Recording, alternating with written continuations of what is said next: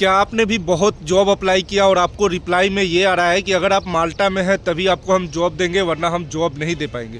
So friends, ये video उन लोगों के लिए स्पेशल है जो लोग जॉब अप्लाई कर करके थक गए हैं। उनको रिप्लाई में कंपनीज बोलती है कि अगर आप माल्टा में हैं तभी हम आपको जॉब दे पाएंगे वरना जॉब नहीं दे पाएंगे।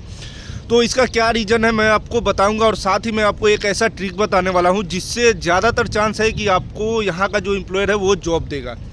सो फ्रेंड्स, इस वीडियो में मैं थोड़ा आपको डिटेल में बताऊंगा। वीडियो हो सकता है थोड़ा लंबा हो, लेकिन वीडियो को स्किप ना करें। पूरा वीडियो देखेंगे तो मुझे उम्मीद है कि आपका जो भी डाउट होगा जॉब के रिलेटिव वो आज ख़त्म हो जाएगा। सो फ्रेंड्स, सबसे पहले मैं बता दूं कि क्या रीज़न है कि यहाँ के एम्प्लॉयर बोल रहे हैं कि अगर आप हैं माल्टा में तभी हम जॉब देंगे। कारण यह है कि पहले क्या था, आज से लगभग 4-5 साल पहले की बात करी जाए तो काफ़ी सारे लोगों को यहाँ से वीज़ा मिल रहा था। हमारे एशियन कंट्री में लगातार ये लोग वीज़ा वर्क परमिट दे रहे थे, लेकिन क्या हो रहा था कि जिनको वीज़ा मिल रहा था उनमें से 40% 30% ऐसे लोग थे जो लोग माल्टा आ रहे थे, 1 से 2 महीना रुक रहे थे, उसके बाद दूसरे कंट्री में भाग रहे थे। कुछ तो ऐसे थे जो एयरपोर्ट से ही दूसरे कंट्री में चले जा रहे थे। तो आपको पता होना चाहिए कि माल्टा एक शेंगन कंट्री है जो कि 28 कंट्री में आता है। तो माल्टा में आप कभी भी आते हैं तो आपके वीज़ा के थ्रू आप 28 में से किसी भी देश में आप ट्रैवल कर सकते हैं बिना किसी अनदर वीज़ा के। सिर्फ एक वीज़ा जो आपको माल्टा का मिलेगा।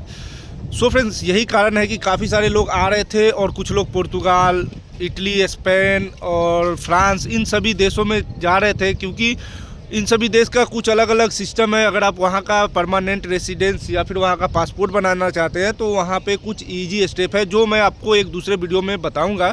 फिलहाल आप इतना जान लो कि 40 और 30% लोग ऐसे थे जो माल्टा आते ही, कुछ लोग 1-2 महीना यहाँ पे रुके, कुछ लोग डायरेक्ट आते ही दूसरे कंट्री में चले जा रहे थे।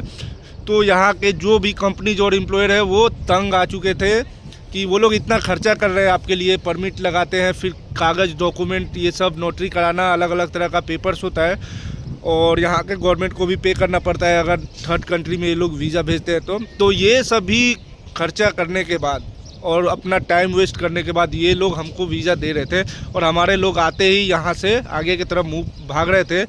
तो इसी कारण से अभी क्या है कि यहाँ के लोग जो है कंटिन्यू वीज़ा नहीं दे रहे हैं, वो यानी वर्क परमिट नहीं दे रहे हैं। ज़्यादातर ये लोग सोच रहे हैं कि जो लोग ऑलरेडी यहाँ पे आए हुए हैं या फिर किसी एजेंसी के थ्रू आए हुए हैं तो उन लोगों को ये लोग कंटिन्यू जॉब दे रहे हैं यहाँ पे। हालांकि मैं एक बात बता दूं, जॉब की कोई कमी नहीं है। अगर आप माल्टा में आ जाते हो तो यहाँ पे आपको जॉब लेने में कोई दिक्कत नहीं होगा।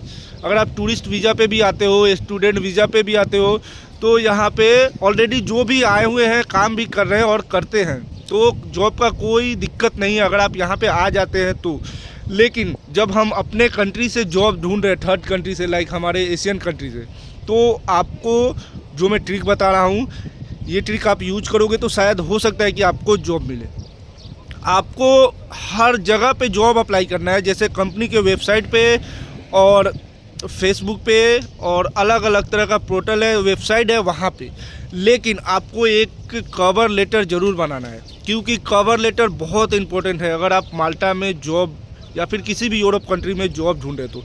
क्योंकि जो भी एचआर और जो भी एम्प्लॉयर के सामने आपका सीवी जाता है तो वो तो आपको जान नहीं रहा है कि आपके मन में क्या चल रहा है। आप यहाँ पे आओगे, रुकोगे या फिर यहाँ का वीज़ा लेना आपका मकसद है, उसके बाद आप किसी दूसरे कंट्री में मूव होना चाहते हो, तो इन्हीं सभी डर के कारण ये लोग सस्पिशन में रहते हैं और हमें वीज़ा नहीं देते हैं ज़्यादातर। हालांकि वीज़ा देते हैं, परमिट हमारे कंट्री के लोग को मिल रहा है, अभी भी मिलता है, लेकिन पहले के मुकाबले कम हो गया और कारण यही है जो मैं बता चुका हूँ।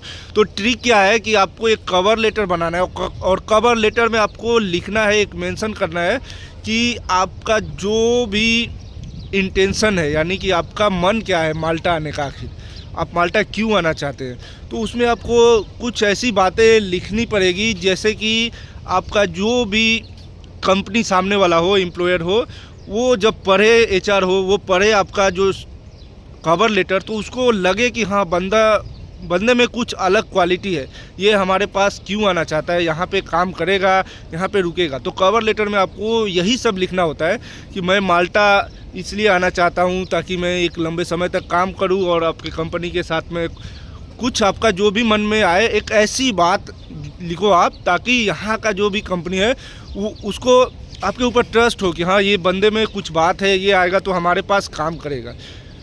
और जब भी आप अपना सीवी बनाते हो तो मर्ज करते हो, सबसे पहले आप अपना कवर लेटर रखो। हालांकि मैं सभी वीडियो में अपना भी डॉक्यूमेंट को मर्ज करके मैं दिखा चुका हूँ कि कैसे डॉक्यूमेंट को रेडी करना होता है।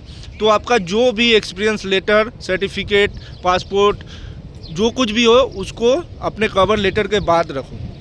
तो जब फर्स्ट में आपका कवर लेटर रहेगा तो जो भी कंपनी एचआर के पास आपका डॉक्यूमेंट जाएगा वो पहले कवर लेटर पढ़ेगा, और उसको जब इंटरेस्टेड लगेगा आपका कवर लेटर तो आगे वो आपका सीवी देखेगा। और एक बात और यहाँ पे ध्यान रखना, आप सिर्फ कवर लेटर बना दोगे तो आपको यहाँ पे जॉब नहीं मिल जाएगा। कवर लेटर और सीवी से जॉब नहीं मिलता है भाई। आपके पास एक्सपीरियंस होना चाहिए, आपके पास सर्टिफिकेट्स होना चाहिए, स्किल होना चाहिए, या फिर आपको किसी भी gulf country, out of India, किसी भी दूसरे एशियन कंट्री का एक्सपीरियंस होना चाहिए। तो ज़्यादातर चांस है कि यहाँ पे जॉब मिलेगा, क्योंकि ये लोग ढूंढता है या तो स्किल पर्सन हो या फिर किसी अब्रॉड कंट्री का एक्सपीरियंस पर्सन हो, तब जाके ये लोग जॉब देते हैं। और बहुत से लोग ऐसे हैं जो लोग बिना किसी एक्सपीरियंस और स्किल के सिर्फ एक सीवी बना लेते हैं 5-7 हज़ार रुपये दे के किसी एजेंट को, या फिर बहुत सारे यूट्यूब पे लोग भी सीवी बनाने का 5-7 हज़ार चार्ज करते हैं। तो 5-7 हज़ार दे के सीवी बना लेते हो तो सोचते हो कि आप माल्टा चले जाओगे। नहीं भाई, वो आपका आप तो 7 हज़ार का सीवी बना लेते हो, उसका काम हो गया, वो 7 हज़ार लेके भूल गया कि आप कौन हो, क्या हो। ठीक है, बाद में आप उसको कुछ ऑब्जेक्शन भी नहीं लगा सकते हो कि मैं 7 हज़ार दिया, सीवी बनाया, मुझे जॉब नहीं मिला। नहीं, वो काम हो गया उसका, बस सीवी बना के आपको दे दिया। लेकिन सीवी के साथ में आपके पास सर्टिफिकेट्स होना चाहिए, किसी दूसरे कंट्री का एक्सपीरियंस लेटर होना चाहिए, साथ में आपका स्कूल कॉलेज का सर्टिफिकेट, अगर डिप्लोमा आईटीआई है, ये सब अगर है, ये सभी डॉक्यूमेंट के साथ अगर आप अप्लाई करोगे तो पक्का ज़रूर है कि आपको यहाँ पे जॉब मिलेगा। क्योंकि जॉब की कमी नहीं है यहाँ पे हमेशा जॉब का डिमांड लगा रहता है। और एक बात जान लो, आपकी जितने भी, आप जानते हो कि माल्टा एक छोटा सा कंट्री है और हमारे एशियन कंट्री से जितने भी लोग आते हैं वो कंटिन्यू यहीं पे जॉब नहीं करते हैं। कुछ लोग आते हैं साल भर, 2 साल, 5 साल यहाँ पे रुकते हैं और आगे का ट्राई करते हैं। बहुत से लोगों का सपना होता है कनाडा जाने का, अमेरिका जाने का, जर्मनी और नीदरलैंड, स्विट्ज़रलैंड, अलग अलग तरह का कंट्रीज़ है, फ्रांस, ये सब कंट्री में माल्टा से भी ज़्यादा पैसा मिलता है। तो लोग यहाँ से भी अप्लाई कर के आगे के तरफ भी मूव हो रहे हैं और होते हैं। तो यहाँ पे जॉब का डिमांड जो होता है हमेशा लगा रहता है। ऐसा नहीं है कि माल्टा में जॉब कभी ख़त्म होगा, जॉब ख़त्म होने वाला नहीं है। यहाँ पे हमेशा होटल बनता रहता है, रेसिडेंस और रेस्टोरेंट, इन सभी का काम लगभग हमेशा चलता रहता है। तो यहाँ पे वर्कर्स की डिमांड लगी रहती है। और सबसे ज़्यादा किन किन सेक्टर में जॉब है वो मैं ऑलरेडी आपको बता चुका हूँ, लेकिन एक नॉर्मली बता देता हूँ। यहाँ पे कंस्ट्रक्शन लाइन में, होटल लाइन में, रेस्टोरेंट लाइन में, और जैसे कि सुपरमार्केट में सेल्समैन का जॉब हो गया, और क्लीनर्स, वेटर, इन सभी में हमेशा जॉब का डिमांड रहता है। क्योंकि यहाँ के लोकल कंट्रीज़ के लोग ये सब काम थोड़ा कम करते हैं, क्योंकि यहाँ पे सभी हाई स्किल के लोग ज़्यादा हैं। तो वो लोग इंजीनियर, सुपरवाइज़र, आर्किटेक्ट, ये सब प्रोजेक्ट मैनेजर, ये सब होटल के मैनेजर, सुपरवाइजर्स, ये सब के जॉब में वो लोग रहते हैं। बाकी जो हमारे थर्ड कंट्री से लोग आते हैं वो लेबर कैटेगरी के जॉब में ही आते हैं। तो इसलिए यहाँ पे वर्कर्स की डिमांड लगी रहती है और हमारे एशिया कंट्री से कंटिन्यू लोग यहाँ पे आते रहते हैं। और जो लोग यहाँ पे ऑलरेडी है, या फिर कोई टूरिस्ट वीज़ा पे या फिर कोई स्टडी वीज़ा पे यहाँ पे आता है, तो उन सभी को लगभग यहाँ पे जॉब मिल जाता है। हालांकि मैं आपको बता दूँ, जो लोग स्टडी वीज़ा पे आते हैं उनको सिर्फ यहाँ पे वीकली मैक्सिमम 20 आवर्स ही जॉब करने का अलाउ है गवर्नमेंट की तरफ से। और जो लोग टूरिस्ट वीज़ा पे आते हैं उनको यहाँ पे जॉब ढूंढ के अपना वीज़ा को कन्वर्ट कराना पड़ता है वर्क परमिट पे, फिर वो लोग यहाँ पे जॉब कर सकते हैं। और जो हम लोग होते हैं वर्क परमिट पे यहाँ पे आए हुए हैं, तो हमको वीकली मिनिमम गवर्नमेंट की तरफ से अलाउ है कि हर कंपनी को 40 आवर्स पर वीक वर्क देना ही देना है। अगर इससे कम कोई कंपनी काम देता है वीक में, 40 घंटा से कम अगर कोई कंपनी काम देता है वो थर्ड कंट्री के वर्कर को या फिर यहाँ के भी किसी वर्कर को, तो फिर उस कंपनी से आपका परमिट अप्रूव नहीं हो पाएगा। सो फ्रेंड्स, ये सभी एक बेसिक है, आप लोग समझ गए होंगे। मिलते हैं फिर नेक्स्ट वीडियो में, तब तक के लिए धन्यवाद।